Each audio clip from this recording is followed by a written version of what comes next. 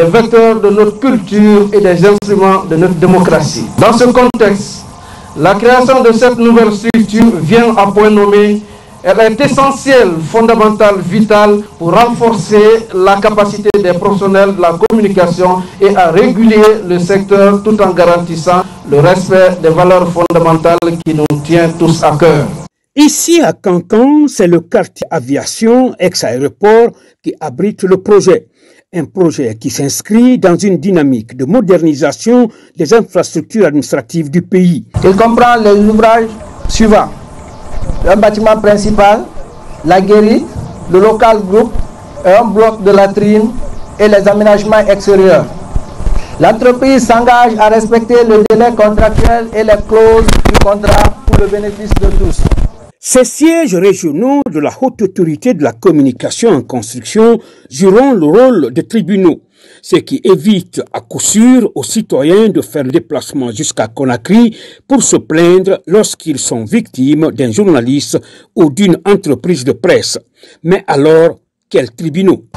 Nous avons décidé d'installer dans les régions administratives ces sièges qui seront des tribunaux, non pas pour prononcer des peines de prison, mais pour conseiller les journalistes, pour les former, pour les recycler. Bien sûr, protéger ceux qui feront correctement leur travail et sanctionner ceux qui ne le feront pas bien, ceux qui violeront l'éthique, la déontologie et les lois en vigueur. Le président de la HAC n'a pas manqué de remercier tous ceux qui se sont investis pour la réussite de cette cérémonie ici, y compris les confrères de la presse de Cancan, fortement mobilisés. Comme annoncé dans les titres, lancement officiel de Allure Mag, c'est un nouveau magazine de 100 pages qui traite de l'actualité sociopolitique dans toute sa diversité. Le projet est porté par des journalistes très connus dans le paysage médiatique guinéen. Le premier numéro est déjà disponible dans les kiosques. Alphaïsia Gaba.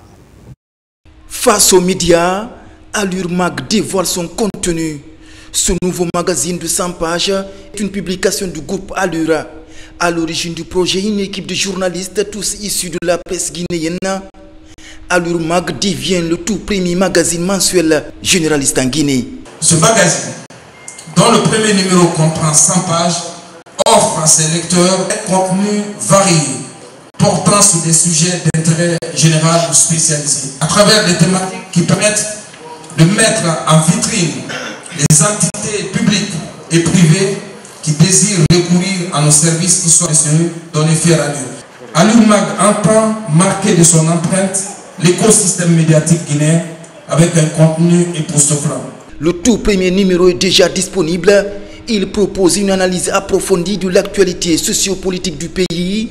Parmi les dossiers majeurs, un éclairage sur le programme Simandou 2040, l'autre vision stratégique pour l'avenir. Le magazine du groupe Allure, qui se veut un journal indépendant, un journal généraliste, donc qui aborde tous les sujets avec toute l'indépendance qui va avec, mais avec responsabilité, respect de l'éthique et de la déontologie, et donc offrir au public guinéen un magazine qui enfin va être un magazine généraliste, mensuel, dont la régularité va être respectée et qui servent de tribune à l'ensemble des Guinéens de quelque obédience politique, économique, de quelque activité qu'il soit. Avec ce magazine, le groupe Allure renforce son engagement pour une information de qualité.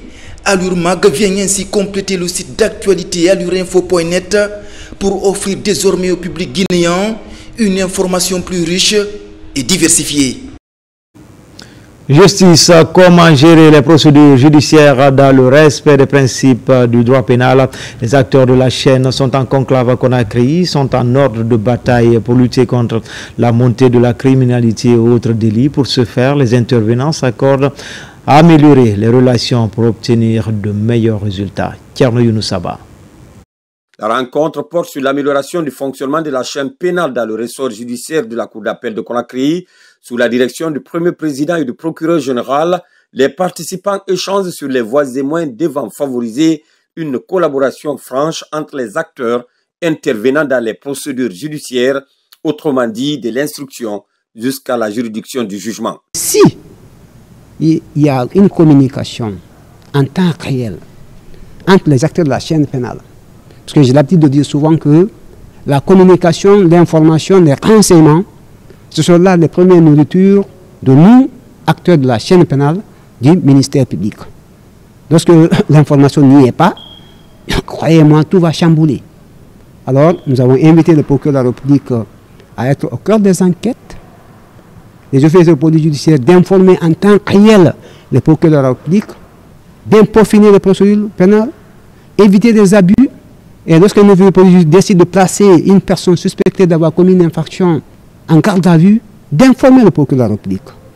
Notifier des charges à cette personne mise en cause à travers un procès verbal de notification de droit, tel qu'est indiqué par l'article 1257 du Code de procédure pénale. Les initiateurs tiennent au respect des principes qui gouvernent la procédure pénale.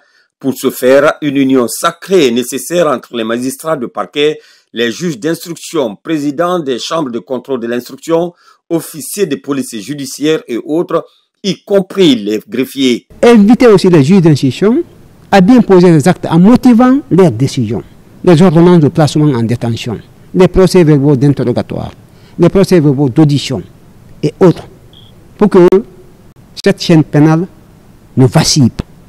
Parce que si nous voulons que ce pays soit stable, il faut que nous, acteurs de la chaîne pénale, nous soyons fermes, opter pour la fermeté. Quiconque faillit à la loi ou de fait appliquer la loi, erga omnes, sans état d'âme. À l'issue de cette réunion, on s'est entendu de former une commission qui ici va travailler pour harmoniser toutes ces préoccupations afin de résoudre les quelques problèmes que nous avons réussi à identifier. Le procureur général près la cour d'appel de Conakry compte élargir cette initiative aux autres juridictions de son ressort. L'idée vise à harmoniser les efforts en vue de répondre aux attentes d'une bonne administration de la justice. Des acteurs impliqués dans la promotion de l'alphabétisation et la Direction nationale de l'alphabétisation et de la promotion des langues locales Sonta Kindiaï se concertent pour élaborer de nouvelles stratégies de relance de la thématique. Yaya Sila, Fanalabaya Kamara. Relancer l'alphabétisation de la population est parmi les priorités des autorités de l'enseignement préuniversitaire. C'est aussi l'objet de cette rencontre des acteurs concernés.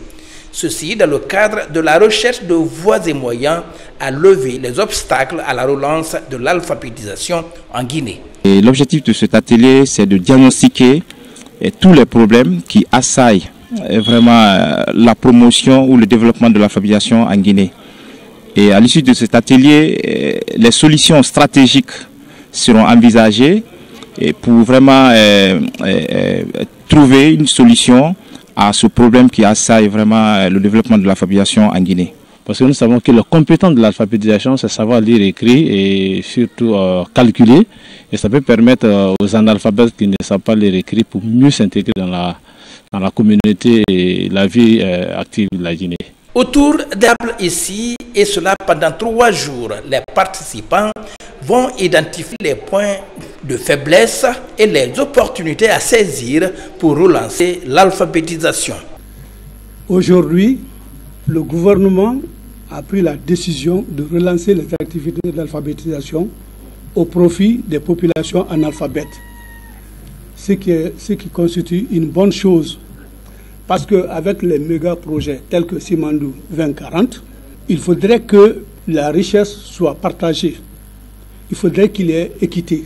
Cet atelier se tient au lendemain d'une autre rencontre sur la relance de l'alphabétisation avec les membres de la société civile.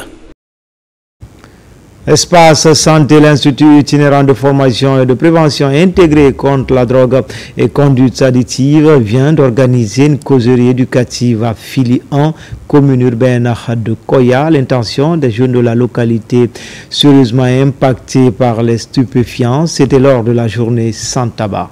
Les détails avec Mangui Dantouma Souma. Construire une société guinéenne sans drogue est l'une des vocations de l'Institut itinérant de formation et de prévention intégrée contre la drogue et autres conduites addictives. Invité à Koya à l'occasion de la journée sans tabac, l'Institut vient à travers un débat public sensibiliser et conscientiser les jeunes devenus aujourd'hui la proie du tabac et de la drogue. Et pour célébrer cette activité, notre institut a cru devoir de l'organiser au niveau de la commune urbaine de Koya, en raison de plusieurs facteurs. Donc aujourd'hui, nous avons profité de cette opportunité pour informer la population sur les effets nocifs de la consommation du tabac. Et qui parle du tabac parle de drogue obligatoirement. Donc nous avons profité de cela pour organiser le jour du 31 mai 2025 une journée de sensibilisation, notre association, en partenariat avec l'Institut itinérant, et qui nous a appuyés et qui nous a donné des moyens pour réaliser la journée. Devant les parents, autorités et même les consommateurs réunis, l'équipe de l'Institut, après une projection sur le phénomène, a invité la jeunesse à abandonner le tabac et à renoncer à la consommation de drogue. Franchement, je suis content parce que ça nous aide, nous les soignants. Si on multipliait ces organisations pareilles, vraiment ça va réduire le taux de toxicomane à Koya. Nous sommes vraiment à l'aise aujourd'hui de les retrouver, surtout notre préfecture reçoit une équipe de sensibilisation de lutte contre la drogue. Et l'on sait que la drogue a plusieurs conséquences néfastes sur nos jeunes enfants en évolution. Le produit du tabac est à base de nicotine, démasquant les tactiques de séduction de l'industrie du tabac, levant le masque, tel est le thème cette année de la Journée mondiale sans tabac. Toujours en province, la préfecture de Macenta a abrité le comité technique régional de la santé, une rencontre qui était axée sur l'évaluation des performances sanitaires de la région forestière pour le second semestre 2024. Moussa Kouyati. C'est le tout premier comité technique régional de la santé tenu dans la préfecture de Macenta. Durant 4 jours, tous les sujets liés à la santé ont été évoqués par les acteurs régionaux et préfectoraux de ce secteur de la région forestière. Nous avons passé en revue l'ensemble des indicateurs tels que l'accouchement, assister la CPN, la vaccination, la planification familiale, la nutrition, ainsi que toutes les autres activités qui ont été réalisées pendant la période.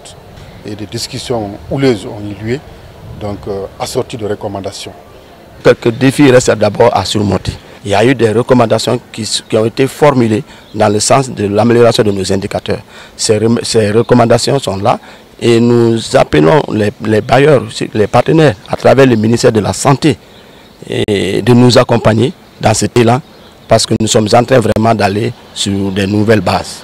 La tenue de ce comité technique régional de la santé va permettre aux autorités sanitaires d'analyser profondément les résultats obtenus dans ce domaine en région forestière.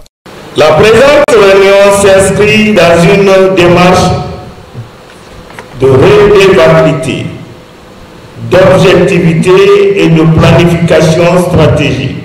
Elle a pour objectif principal de contribuer à l'analyse des résultats techniques financiers obtenus par les districts sanitaires de la région, afin d'en tirer les leçons nécessaires pour renforcer la gouvernance du système de santé au niveau local.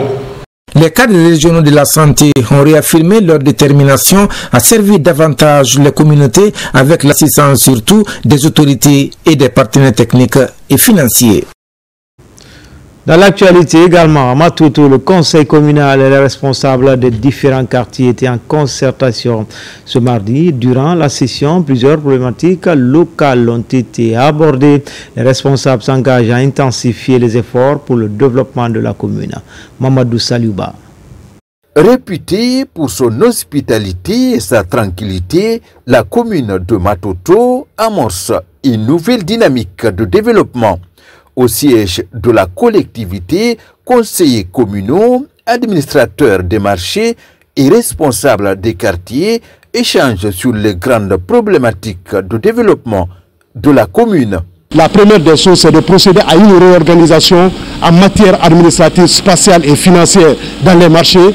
Et aussi, il a été décidé d'uniformiser les prix des valeurs inactives dans les marchés. Et nous avons aussi dessiné une politique locale en matière de la gestion des marchés qui nous permettra de dissocier le bureau de l'administration, les rôles et responsabilités dévolus aux membres du bureau du marché et le conseil de discipline. Au compte de cette session, des grandes questions de développement ont été passées en revue comme l'aménagement des espaces déguerpis, la clôture des marchés ou encore l'amélioration du recouvrement des droits des marchés. Nous avons pris des décisions qui ont été votées à l'unanimité, par exemple le conseil de discipline et aussi comme le marché de Onkosen qui est un grand marché, nous avons trouvé utile de faire de ce marché deux marchés différents afin de maîtriser les recettes dans le cadre de l'assainissement. Le curage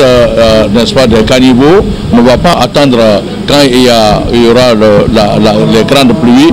Donc nous commençons le travail dès maintenant. Nous, en tant qu'instrument de l'autorité communale, nous nous mettons à la disposition de l'autorité communale pour que les décisions qu'on va prendre tout de suite et que ces décisions-là soient appliquées à la lettre. Prochainement, la gestion de nos marchés soit une gestion saine et que ça soit une gestion participative qui va dans le développement et dans l'intérêt de la collectivité, surtout en général. À Matoto, les autorités communales sont plus que jamais déterminées à accélérer le développement de la commune grâce à la politique de développement enclenchée par le CNRD.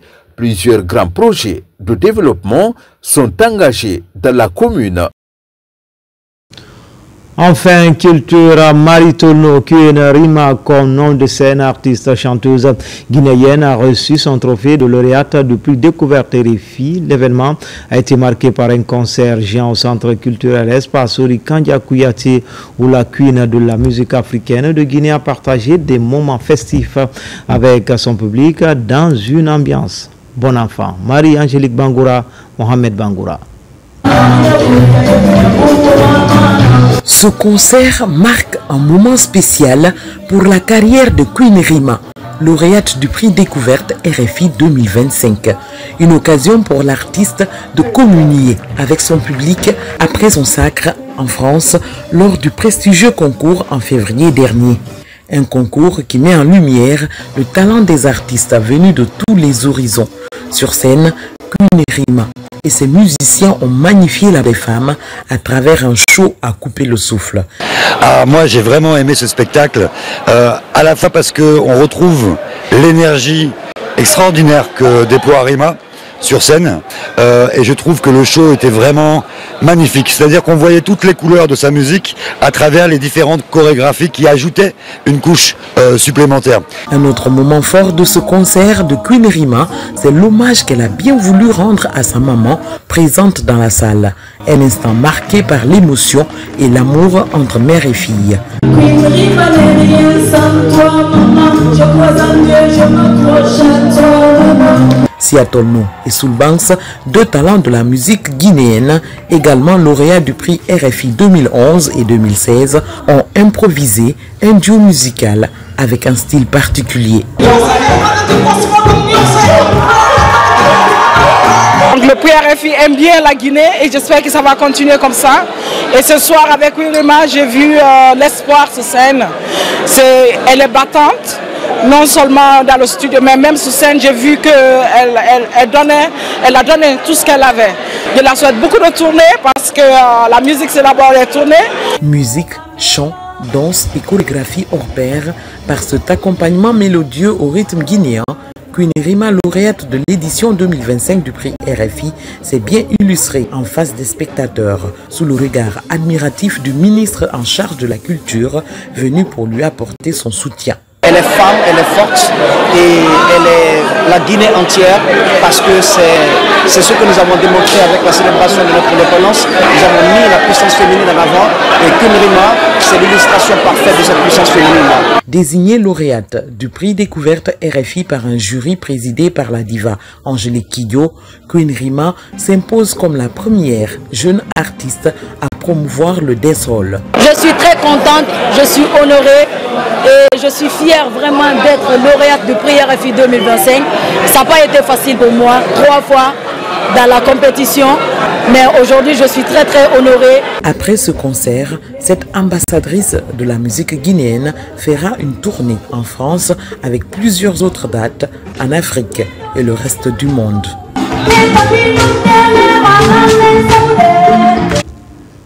C'était tout pour ce 13h. Les infos reviennent à 17h et à 19h dans Guinée Actu. L'actualité se poursuit également sur le www.rtguinée.info. À tout à l'heure, Inch'Allah.